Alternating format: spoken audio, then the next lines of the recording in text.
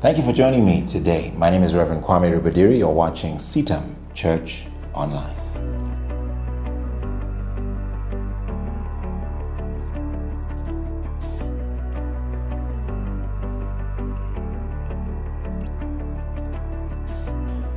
When we were together the last time, we looked at how to address a situation that seems completely hopeless, lifeless, and has dire straits written all over it. We were looking at the story of the prophet Ezekiel in chapter 37 of the book that carries his name. And this is the story at the beginning of the chapter. It begins with the story of the prophet finding himself led by God to a valley full of very dry bones. It was a hopeless situation, completely surrounded by death. And yet God asks a question. He says, even in the midst of this very clear scenario of death, can this situation change? Can these bones live? And the prophet answers correctly, only God knows. Only God knows what can happen in this situation. But God says, I've put a word in your heart. I put something in you that can change this situation. And I want us to just contemplate on that for the next few moments here this morning on Church Online. That it is possible that God can give you a word of hope, a word of life to speak into a situation, even when the situation around you, everything you've surveyed, is completely hopeless, is completely dead and dry. Now, many of you may find yourself in a situation like that and may feel completely hopeless and abandoned by God without any real sense of looking forward to the future. But I want you to know that through this particular passage and through what God is asking the prophet to do, to prophesy to the bones, to the situation, God can bring about a change that you could have never imagined before. In verse 7 of chapter 37, the prophet goes ahead and does exactly what God asks him to do. God had told him to prophesy to the bones and tell them that breath will enter them, they will live, he'll put sinews and flesh upon them. And so in verse 7 he says, I prophesied as I was commanded.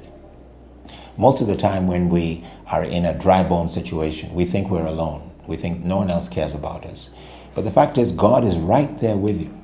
And God has a word that if you take the time to listen, will come welling up in your spirit, and you can begin to speak to that situation to bring about the change that God can produce. The fact is that there was, as a result of the prophesying, there was a noise, there was a sudden rattling as the bones came together, bone to bone. Indeed, I looked on the sinews, and the flesh came upon them, and sin covered them over.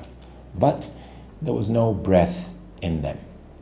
The bones came together. It seemed like a very confused, noisy situation. And sometimes that may happen. You find yourself in a difficult spot and you begin to speak and people think you're crazy because everything seems to go into a level of confusion. But that's just the beginning of God doing something. And then the situation settles and there's no breath. And God says to Ezekiel, prophesy to the wind. Speak to the wind. Speak to the spirit that breath may enter into these bodies that are basically lying here. The work is only half done. And so give room. This is, I believe, the point of this particular thought. Give room for something that only God can do. You go ahead and do what God has told you to do, but make sure you leave room for the thing that only God can do, which is to give life and to put breath into those dead bodies.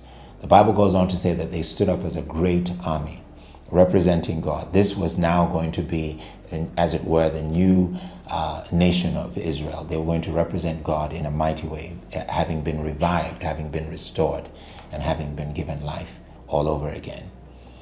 Do the first thing God tells you to do, and that is survey the situation. Do the second thing, which is to prophesy, to speak clearly and boldly and loudly by faith. And then thirdly, give room for God to do what only He can do, which is raise to life that which has been dead for so long. I pray that this will be a new beginning for you as you begin to trust God to use the words He's given to you to speak life and hope into the situations you find yourself. You no longer have to remain in a dry valley full of dry bones, because God wants to raise a mighty army to represent Him around you. And I believe that God wants to do that beginning today.